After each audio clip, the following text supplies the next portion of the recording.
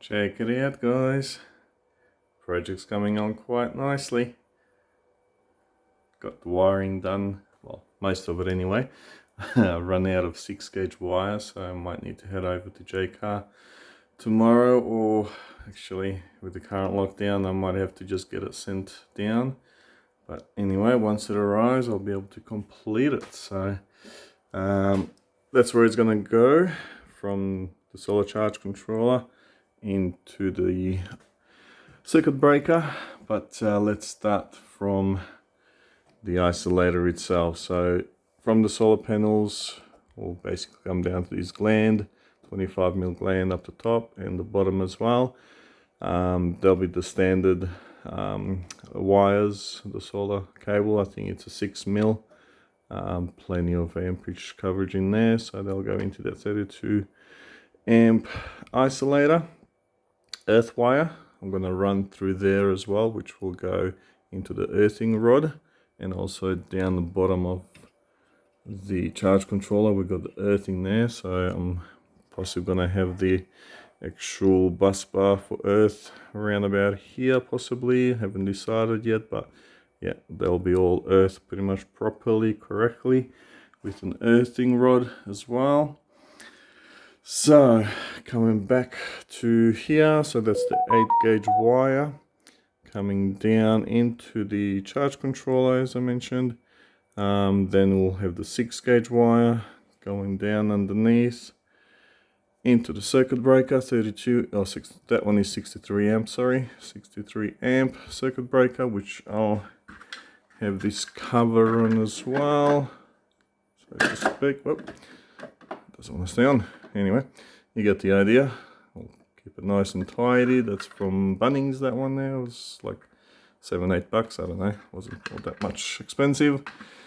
So from there we're coming down with the 6-gauge wire into a couple of bus bars here as well from JCar 2. So both of these bus bars, I did have to run them on this plank of wood just to bring it off the metal sheet that's underneath. Reason for that is that the plastic they are sitting on is only about, or which one going this way, 2 or 3 mil from the actual stud, the head of the stud on the back of it there. So I didn't want to risk it having it, both of them basically running off the back of that and short circuiting. So that's why I thought I'll bring it up off the metal plank and have them running on this. I might change it later on. That's just pretty much an offcut that I had from that panel there. So it does the job. It's quite big enough. It looks a bit, yeah, bit yuck, but you know what? It does the job for now. I might change it later on.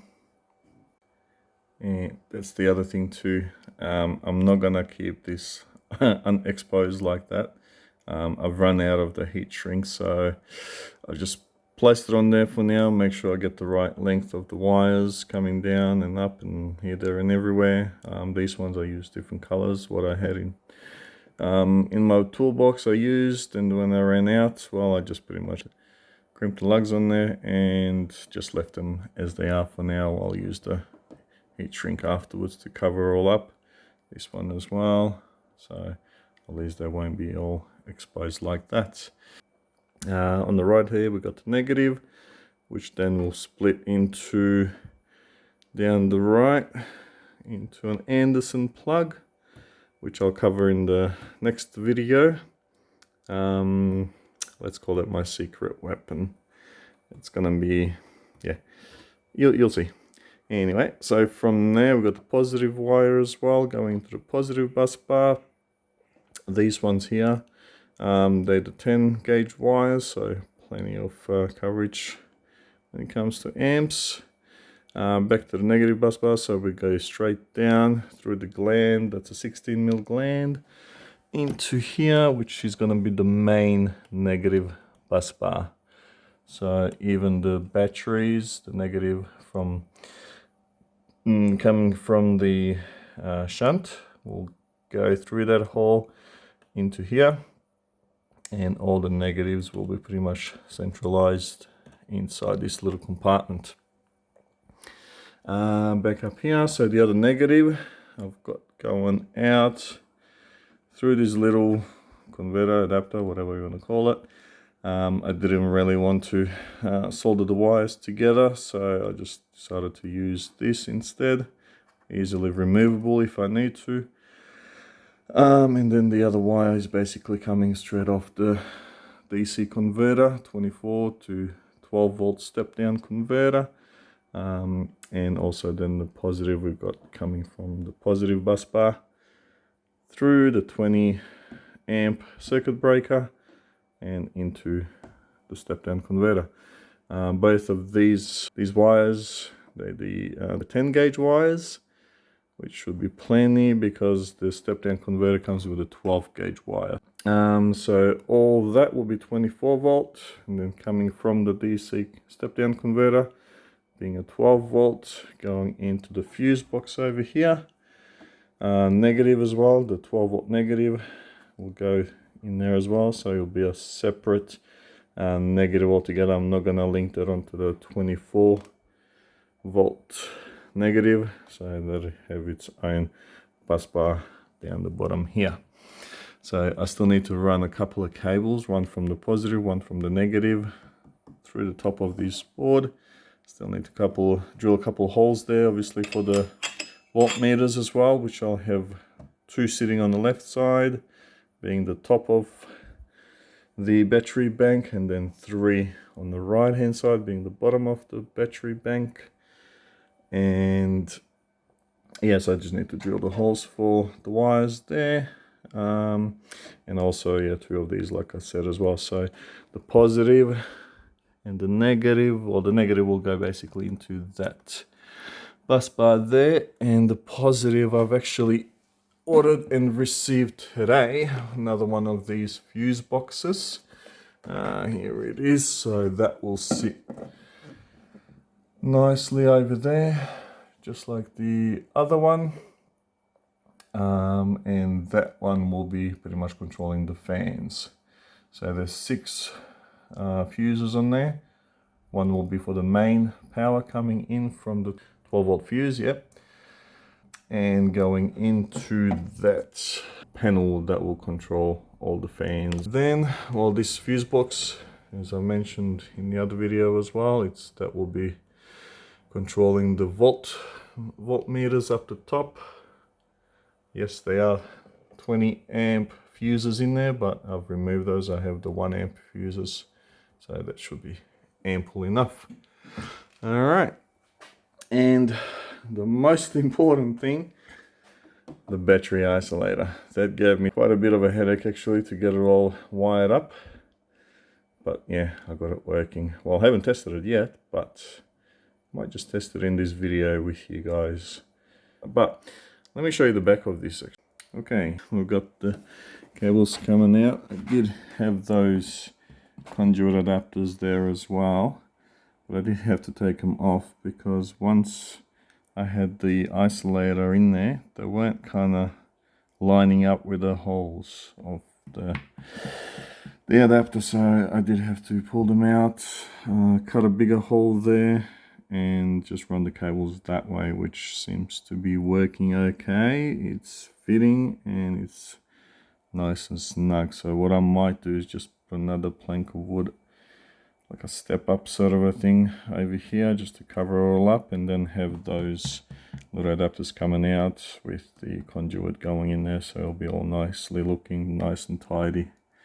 And yeah, these screws are long enough to be able to secure that step up panel wood plank as well. Alright, let's test out the continuity of this main battery isolator. So we got obviously the top row, we've got the bottom row, down the bottom we can have both of them running. So that's going via the 6 gauge wire into the positive bus bar. So I've got the negative meter on there. And let's see, we'll flick that over. Into continuity, there it is. You can see that. Alright, and now let's, obviously we shouldn't have anything because it's currently in the off position. So let's have a look here. If you can see something. So this is the wires that will go down to the bottom row. Got nothing. And we can't see any of that. Hang on, let me get the magical light I showed you before. Alright, so let's go down here. Let's see what we're doing. It's so much more better now. Alright, so that's still on. Continuity too. Yep. Alright. Nothing. Shouldn't be anything because this main switch, the isolator, is on off. That's the other one. Nothing at all. So the top row, nothing. Bottom row, nothing. Where am I pointing the camera? There we go. Nothing. Alright. Let's flick it over. Yeah, let's do number 1 first, which should be the top row. Scroll down here and let's have a look. Oh yeah.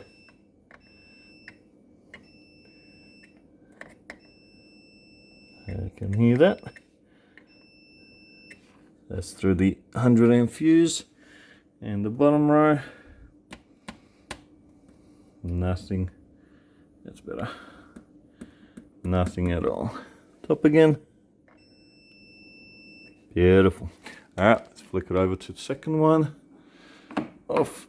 And number 2. And go back down here. Try the top row again. Nothing. Second row. Excellent. Both of them.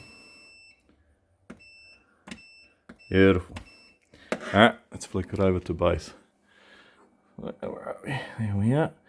Flick it to the bottom. Covers both of them. That's still there on the positive. Let's go down. Number 1. Top one. Beautiful. Number 2. Voila. Awesome. Works a charm. Next thing. Wire all up again. We'll hold the rest of the negatives. Positive as well. The back of it is already wired up. Let me flick over the camera. Should be able to see, that's better. There we go. That one's the empty one, of course. There's the other one.